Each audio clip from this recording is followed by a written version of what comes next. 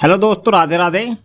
क्या आपने कभी सोचा है कि जो सनातनी भारत के गांव और शहरों में लाखों की भीड़ जुटा देती है, जब वो आवाज 7 समंदर पार लंदन और यूरोप की सड़कों पर गूंजी तो वहां के वैज्ञानिकों और विचारकों के होश क्यों उड़ गए। जी हाँ, पंडित धीरेन्द्र कृष्ण शास्त्री जब भारत से बाहर कदम रखते हैं तो नजारा सिर्फ घूमने फिरने का नहीं होता। वहाँ एक ऐसा वाकया हुआ जिसने विदेशी मीडिया को भी सोचने पर मजबूर कर दिया। एक ऐसा पर्चा जिसने एक विदेशी नास्तिक का पूरा जीवन स्क्रीन पर लाकर रख दिया। आज के इस वीडियो में हम आपको बागेश्वर सरकार की उस सीक्रेट विदेश यात्रा की पूरी सनसाइड स्टोरी बताएंगे जो आपने अभी तक नहीं देखी होगी। वीडियो के अंत में हम उस घटना का जिक्र करेंगे जिसने ब्रिटिश संसद को भी लाकर रख दिया। बिना स्किप किए वीडियो को अंत में बनी रहिए। सफर की शुरुआत होती है भारत से। जब महाराज श्री ने विदेश जाने की घोषणा की तो आलोचकों ने कहा कि भारत में जो लोग विश्वास कर लेते हैं लेकिन विदेशी लोग जहां आधुनिक विज्ञान का बोलबाला है वहां क्या होगा। लेकिन धीरेन्द्र कृष्ण शास्त्री के चेहरे पर वही चिर परिचित मुस्कान थी। जैसे ही महाराज जी ने विदेशी धरती पर कदम रखा वहां तो लोगों का नजारा ही बदलने लगा। आमतौर पर जब कोई सेलिब्रिटी विदेश जाता है तो सूट वूट में जाता है, लेकिन बागेश्वर सरकार अपनी सनातनी वेशभूषा, माथे पर तिलक और हाथ में मुकद्दर हनुमान जी का गदा के साथ पहुंचे। एयरपोर्ट पर ही जय श्री राम के नारों से माहौल गूंजने लगा। लेकिन भारतीय मूल के लोग ही नहीं बल्कि वहां के स्थानीय लोग भी इस अद्भुत ऊर्जा को देखकर खींचे चले आ रहे थे। महाराज जी जब वहां के सड़कों पर निकले तो सिर्फ एक टूरिस्ट की तरह नहीं घूम रहे थे, वो वहां की संस्कृत, वहां के लोग को ये समझ रहे थे। लेकिन असली ट्विस्ट तब आया जब एक शाम क्लोज डोर मीटिंग एक छोटे से हॉल में कुछ विदेशी बुद्धिजीवी और जर्नलिस्ट उनसे मिलने आए। तो क्या होता है कि उनमें से एक व्यक्ति वैसा था कि जो खुद को बहुत बड़ा रायनिस्टवादी मानता था।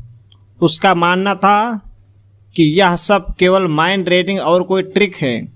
महाराज ने उसे देखा, मुस्कुराए और अपने चिर परिचित अंदाज से कहा, काहे भाई, क्या जानना चाहते हो। बिना उसके कुछ बोले महाराज जी ने कागज उठाया और उस पर लिखना शुरू कर दिया। महाराज जी ने उसके दादाजी का नाम, उसकी एक ऐसी बीमारी जो उसने किसी को नहीं बताई थी और उसके घर के पीछे एक खास पेड़ का जिक्र कर दिया। जब उस विदेशी ने अनुवाद ट्रांसलेट के जरिए वो पर्चा पढ़ा तो उसके पैरों तले जमीन खिसक गई। वो रोने लगा।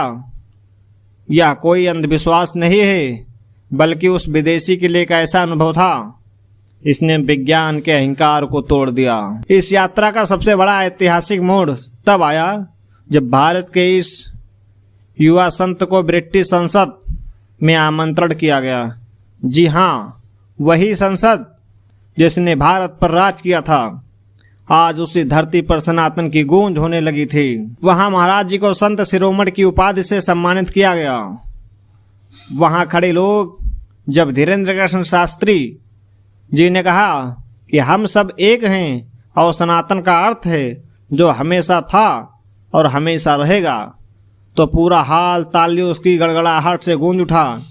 अंग्रेजों की उस धरती पर जहां कभी हमारे देश को नीचा दिखाने की कोशिश की जाती थी, आज वहां 26-27 साल का युवा अपनी संस्कृत पर परचम लहरा रहा था।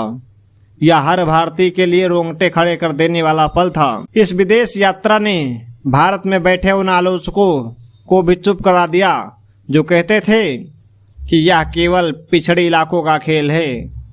लंदन और दुबई जैसे आधुनिक शहरों में जहां दुनिया की सबसे बेहतरीन तकनीकी है, वहां के लोग भी महाराज जी के सामने सिर झुकाए खड़े थे। महाराज जी ने अपनी यात्रा के बाद कहा था, हम कोई चमत्कारी नहीं हैं। चमत्कार तो हमारे सन्यासी बाबा हनुमान जी का है। हम तो सिर्फ एक डाकिया हैं जो भगवान का संदेश लोगों तक पहुंचाते हैं। चाहे देश हो या विदेश हो, हनुमान जी की कृपा हर जगह बराबर होती है। तो दोस्तों, यह थे पंडित धीरेन्द्र कृष्ण शास्त्री जी के वो ऐतिहासिक पल जो विदेश यात्रा जिसने पूरी दुनिया को यह दिखा दिया कि सनातन की जड़ें कितनी गहरी हैं और इसकी ताकत क्या है। क्या आपको भी लगता है कि महाराज जी की इस यात्रा ने विदेशों के भारत का मान बढ़ाया? कमेंट सेक्शन में अपनी राय जरूर दें और कमेंट में जय श्री राम, जय बागेश्वर धाम लिखना ना भूलें।